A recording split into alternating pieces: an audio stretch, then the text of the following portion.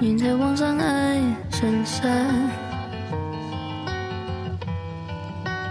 vừa với trao chiếc hôn chia liền. Dù rằng tim đã đau nhiều đêm,